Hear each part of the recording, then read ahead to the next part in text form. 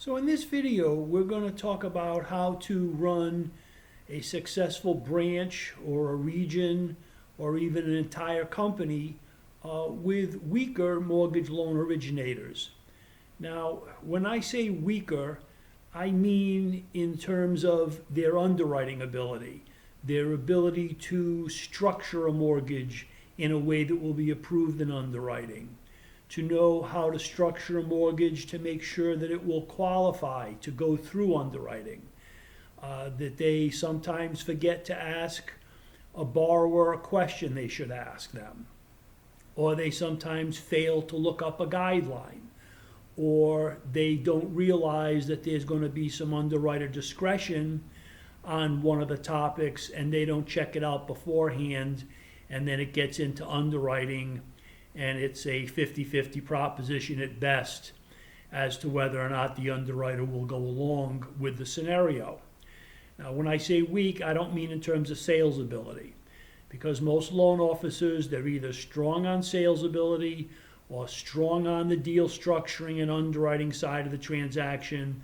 There are some that are good at both, but there's a lot more that are good at selling and weaker on the other side.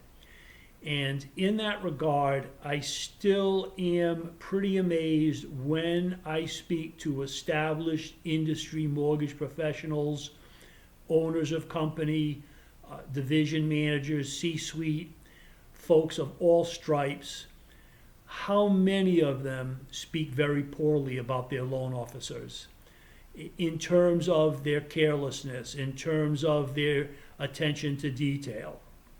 So I was in communication today with a longtime branch manager running a substantial branch for a distributed retail company that everybody watching this video would know the name of the company. I had talked to him about having me and the Complete 1003 software possibly help train up some of his newer people to try to avoid the loans that end up in underwriting, that end up being declined.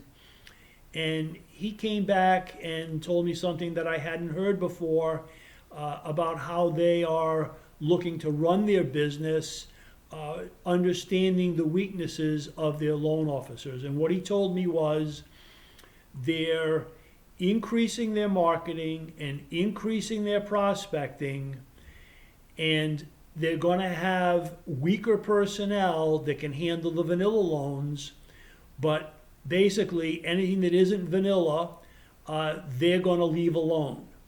So that is an approach that I really hadn't heard about before. I guess drive enough leads in, get really good at lead generation, and then possibly use the sales ability. There's less things that can go wrong on very clean transactions. So that is a way to get the job done with the weaker personnel. I'm Alan Berkovitz. I have been training new loan officers and new processes for over 30 years. I continue to do so today with the Complete 1003 software at the Complete10031003.com.